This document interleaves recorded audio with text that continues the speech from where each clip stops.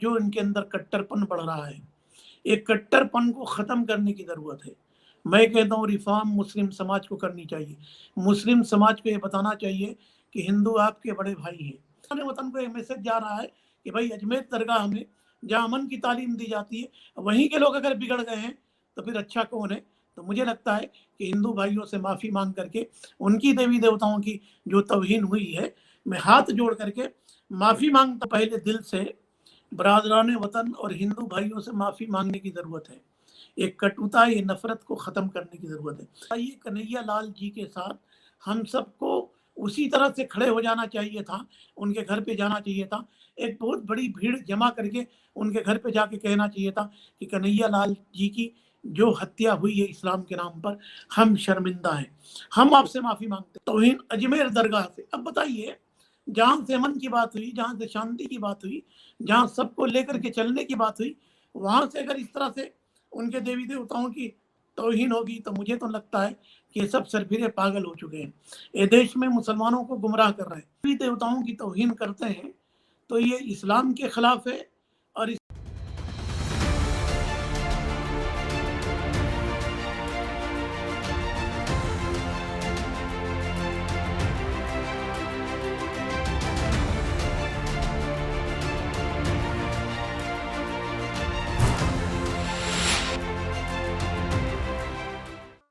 नमस्कार दोस्तों, मैं हूं अंबर जैदी। स्वागत है आप सबका आज के खास कार्यक्रम इट्स डिबेटेबल में।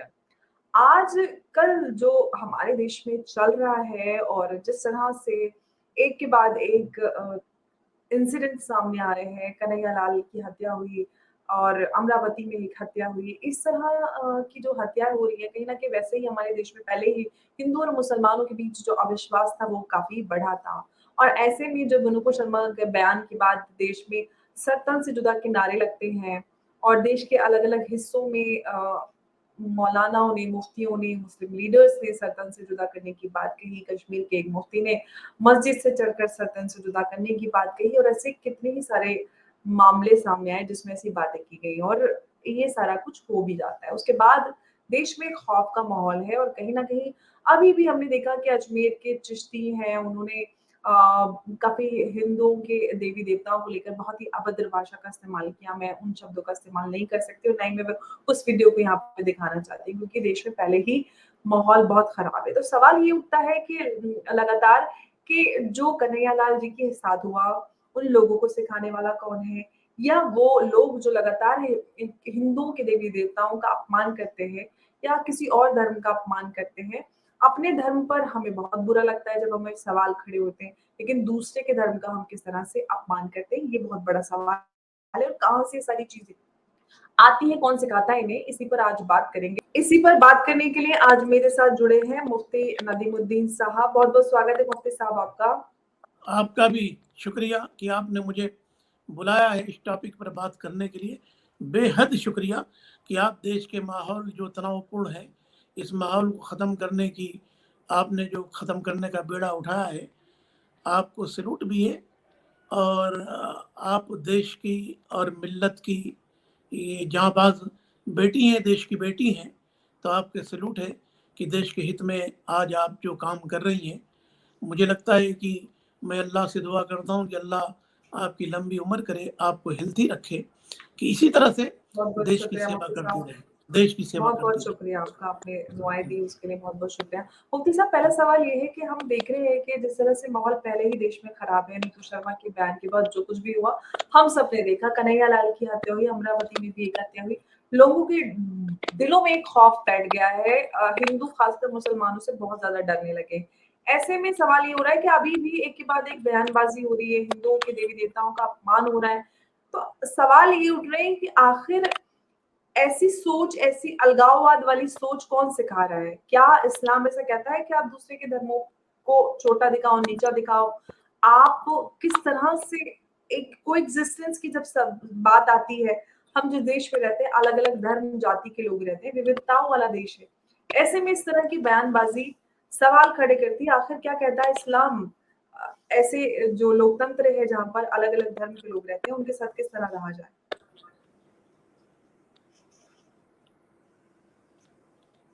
देखिए, अल्लाह कुरान करीम में अल्लाह का इरशाद है कि वला तसब्बुल्लज़ीना यदऊना मिन दुनिल्लाह, कि किसी के खुदाओं को तुम बुरा भला मत कहो। अगर तुम किसी के खुदाओं को बुरा भला कहोगे तो इससे अल्लाह नाराज होगा। तो इस्लाम का क्लियर मैसेज है कि आप किसी के देवी देवताओं की तौहीन मत करिए।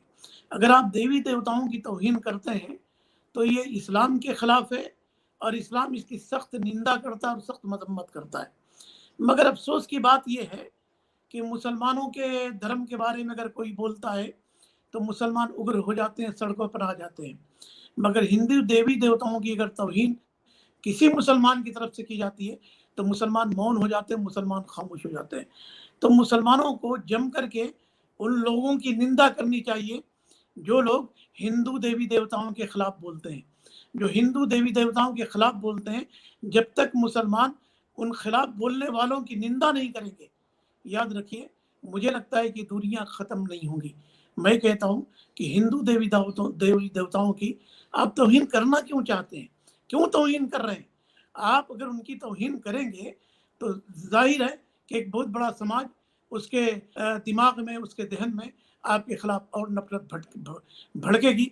तो ये वक्त आ गया है कि मुसलमान देवी देवताओं की जो लोग तौहीन कर रहे हैं, जो लोग देवी देवताओं के खिलाफ बोल रहे हैं, मुसलमानों की जिम्मेदारी है कि जो लोग देवी देवताओं के खिलाफ बोल रहे हैं, मुसलमान निंदा करें और मुसलमान कहें कि नहीं, आपके देवी देवताओं की तौहीन हो रही है तो हमें उसी तरह से तकलीफ है जिस तरह से हमारे पैगंबर की तौहीन हुई है। हमें अपने पैगंबर की तौहीन पर तकलीफ है, उसी तरह आपकी देवी देवताओं की तौहीन पर भी हमें तकलीफ है। अगर मुसलमान इस तरह का नारा बुलंद करने लगे तो मुझे लगता है कि दुनिया कम हो जाएगी। ये बात तो सही है, लेकिन मुफ्ती साहब ऐसा होता नजर नहीं आ रहा है, क्योंकि एक के बाद एक हम देख रहे हैं कि देश ने इतना कुछ देख लिया, इतनी अशांति फैली, उन्माद फैला, कई मासूम लोगों की जान गई, उसके बावजूद भी लोग बाज नहीं आ रहे हैं। कई सारे लोग अभद्र भाषा का इस्तेमाल कर रहे हैं हिंदू धर्म के देवी देवताओं के लिए। ऐसे में किस तरह से मुमकिन होगा? आप कहते हैं, कुरान कहता है कि आप दूसरे के धर्मों का सम्मान करो, लेकिन वो लोग जिनसे आप दीन की बात या अच्छी एकता की बात की उम्मीद की जानी चाहिए, वो जब इस तरह की बात कर रहे हैं तो लोगों के मन में सवाल उठता है कि इनका धर्म ही ये सिखाता है और आम लोग भी ऐसे ही हैं, तो अविश्वास और बढ़ रहा है। तो ऐसे में कैसे हो पाएगा? देखिए, जो लोग हिंदू देवी देवताओं की तौहीन कर रहे हैं या मुसलमानों की तरफ से जिन लोगों ने बोला है, उनकी तादाद बहुत कम है।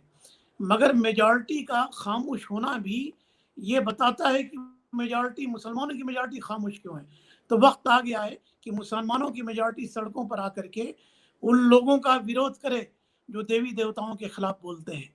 अगर उनका विरोध मुसलमान सड़कों पर आकर के नहीं बोलेंगे, देवी देवताओं के खिलाफ जो लोग बोल रहे हैं मुसलमानों में, और मुसलमान खामोश है, तो मुझे लगता है कि मुसलमानों की खामोशी पर भी अगर कोई प्रश्न खड़ा कर रहा है तो गलत नहीं कर रहा है। हम लोग उसके जिम्मेदार हैं, हमारा भी काम है, हम समाज के अंदर एक बड़ा रोल प्ले कर रहे हैं। तो हमको भी चाहिए कि हिंदू भाइयों के साथ खड़े हो जाएं, उनको जाके कहें कि ये जो मुसलमान आपके देवी देवताओं की तौहीन किए हैं, हमको इतनी ही तकलीफ हुई है जैसे कि हमारे पैगंबर इस्लाम की कोई तौहीन कर दे तो हमको तकलीफ होती है।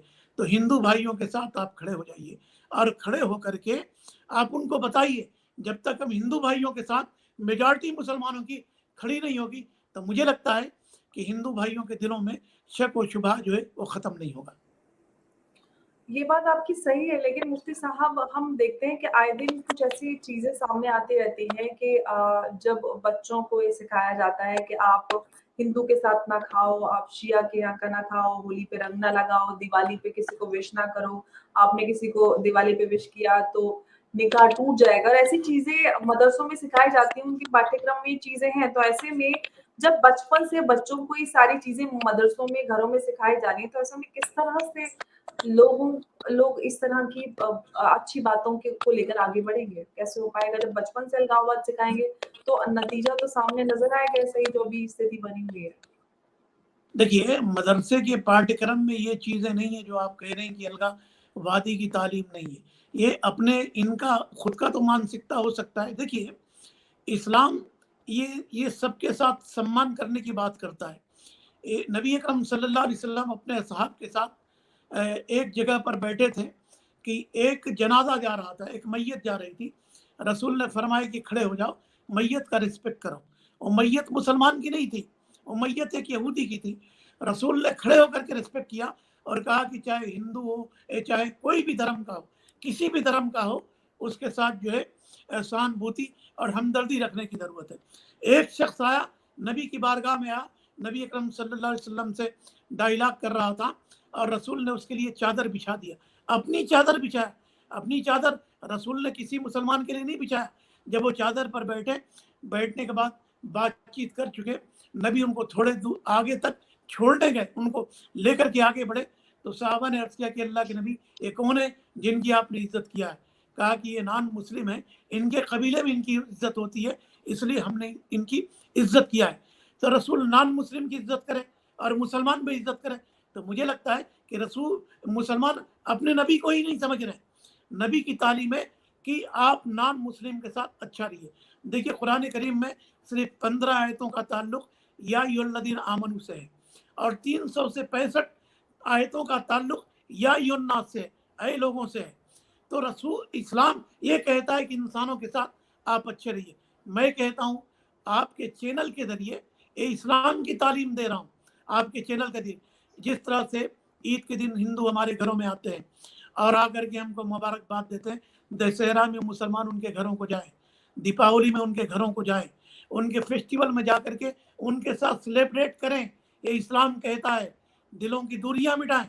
आप दशहरा में जाइए, उनको विश करिए, आप दीपावली में जा करके विश करिए। 2 कदम आगे और मैं कहता हूँ उनके दशहरे का फेस्टिवल आप अपनी तरफ करके उनको बुलाइए, आप उनका वेलकम करिए और उनको दावत दीजिए। जिस तरह से हमारे पास ईद में आते हैं, हम तो उनके दशहरा को सेलिब्रेट करते हैं, हम उनके दशहरा में जाते हैं, उनके दीपावली में जाते हैं, हमारे ईद में आते हैं वो लोग, हम भी उनके दीपावली में जाते हैं, हम भी उनके दशहरा में जाते हैं। तो इस्लाम ने कहा मना किया कि दशहरा या उनके ईद को आप सेलिब्रेट मत करिए, उनके फेस्टिवल को सेलिब्रेट मत करिए।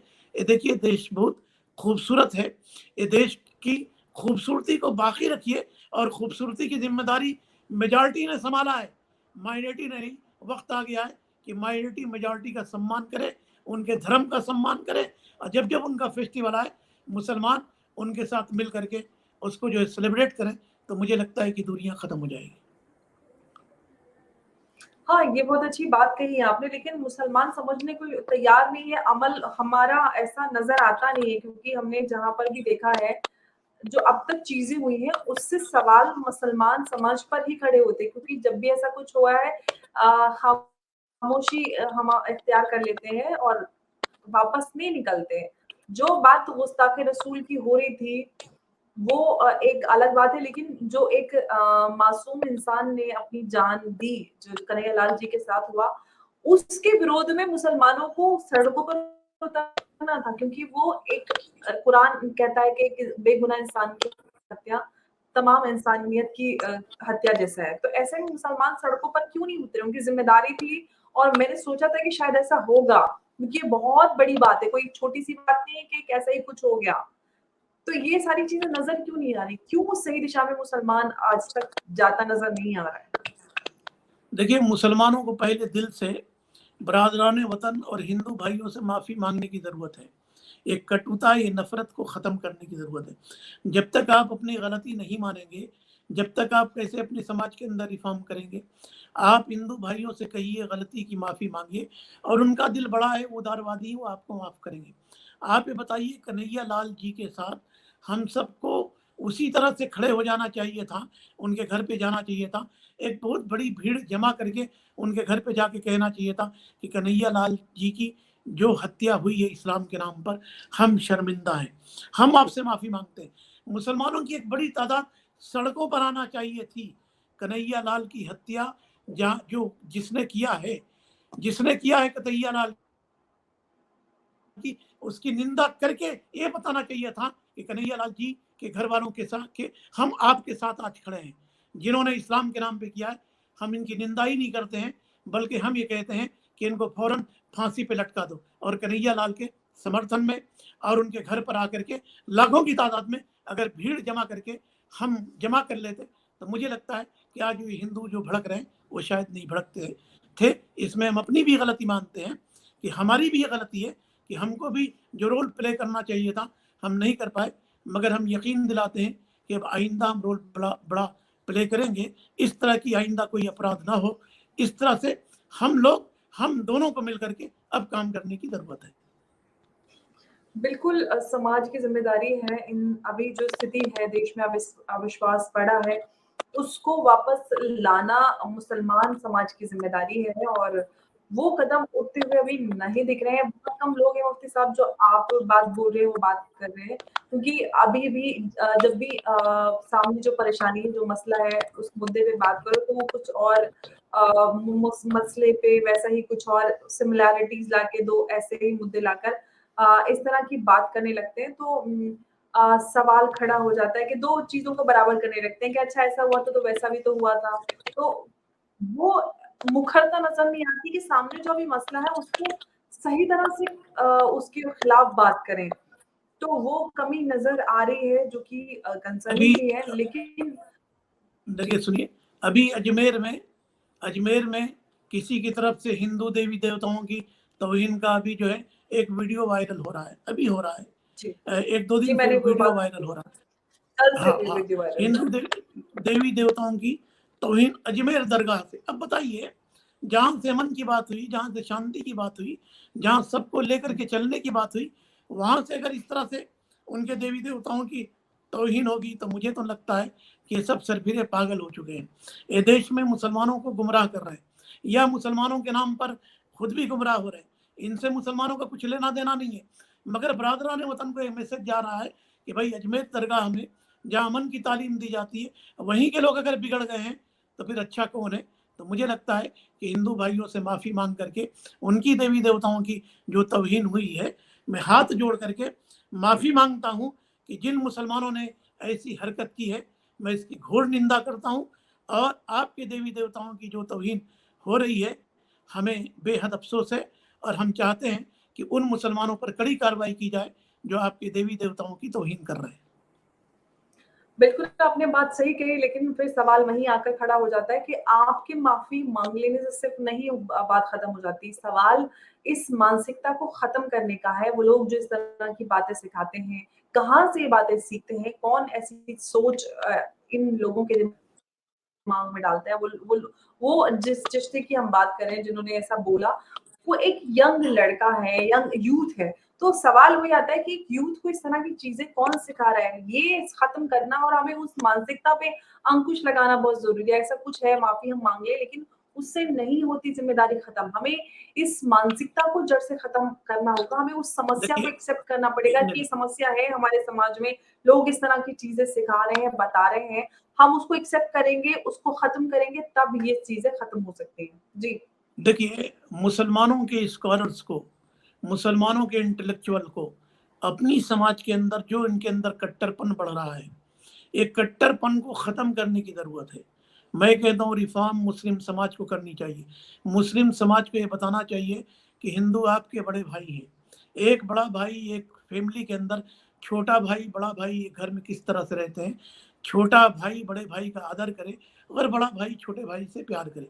तो मुसलमान कम्युनिटी को या मुसलमानों को या अपने दीनी मदारिस के अंदर ये बात जो है समझाने की ज़रूरत है। और इस्लाम ने जो इंसानियत की तालीम दी है वो बताने की ज़रूरत है। देखिए, इस्लाम ने कभी कट्टरपन की हिमायत नहीं किया है। कुरान में कहीं किसी को अलग-थलग करने की तालीम नहीं दी गई है। कुरान तो कहता है कि या अय्युहन्नास, ऐ लोगों, तुम सब अल्लाह के बंदे हो। देखिए, अल्लाह से अगर आपको प्यार करना है, ये मुस्लिम समाज को बताने की ज़रूरत है कि अल्लाह से प्यार करना है तो अल्लाह के बंदों से प्यार करो। अगर अल्लाह के बंदों से प्यार नहीं है तो अल्लाह से प्यार नहीं। उसकी नमाज़ कबूल नहीं है, उसका रोज़ा कबूल नहीं है, उसका हज कबूल नहीं है। जो अल्लाह के बंदों से नफरत करे और नमाज पढ़े। नबी अकरम सल्लल्लाहु अलैहि वसल्लम का इरशाद है कि वो जन्नत में नहीं जाएगा जिसके दिल में नफरत हो। नफरत रख करके कोई जन्नत में नहीं जाएगा। आप हिंदुओं से नफरत रख रहे हैं और अगर ना आप नमाज पढ़ रहे हैं तो मैं कहता हूँ कि आपकी नमाज कबूल नहीं है। आप नमाज नहीं पढ़ रहे। नफरत रख करके आप मस्जिद के अंदर जा रहे हैं तो आपका मस्जिद में जाना सही नहीं है। नफरत रख करके अगर अल्लाह की इबादत कर रहे हैं तो आपकी ये इबादत सही नहीं है। अल्लाह से प्यार करना है तो पहले अल्लाह के बंदों से प्यार करो। अगर अल्लाह के बंदों से प्यार करते हो जब क्या करके अल्लाह से प्यार करने का सही मतलब है। अब अल्लाह से मोहब्बत है, हर मुसलमान कहता मुझे अल्लाह से मोहब्बत है, मुझे उसके रसूल से मोहब्बत है। अगर अल्लाह रसूल से मोहब्बत है तो इंसानों से मोहब्बत क्यों नहीं है? इंसानों से मोहब्बत नहीं है तो पता चल रहा है कि ये तुम्हारा नकली इस्लाम है। अगर तुम किसी से नफरत कर रहे हो तो ये तुम्हारा नकली इस्लाम है। असली इस्लाम तो ये है कि अल्लाह के बंदों से प्यार करो। जब तक इस तरह का सख्त मैसेज हम नहीं देंगे, जब तक ये मामला हल होने वाला नहीं। सख्त मैसेज देने की जरूरत है कि तेरी नमाज कबूल नहीं है तो जुमा के दिन टोपी लगा करके, नहा करके नमाज पढ़ने जा रहा और हिंदुओं से नफरत रख करके जा रहा, तो तुझे सिवाय दंड बैठक करने के कुछ नमाज में मिलने वाला नहीं है। नमाज तेरी जब कबूल होगी जब हिंदुओं से प्यार करेगा, हिंदुओं से मोहब्बत करेगा, जब जाकर के तेरी नमाज कबूल होगी। तो मुझे लगता है कि इस तरह का अगर हम मस्जिदों से, मिंबरों से मैसेज देने लगें तो कटुता भी खत्म होगी और दूरियां भी खत्म होगी। जी, बहुत खूबसूरत बात कही और बहुत अहम बात कही आपने मुफ्ती साहब, और मैं उम्मीद करती हूँ कि आपकी बात को सुने और लोग उस पर अमल करें, ये बहुत ज़रूरी है। बहुत-बहुत शुक्रिया मुफ्ती साहब चर्चा में जुड़ने के लिए, और अहम बातें आपने आज बताई, समझाई, उसके लिए बहुत-बहुत शुक्रिया।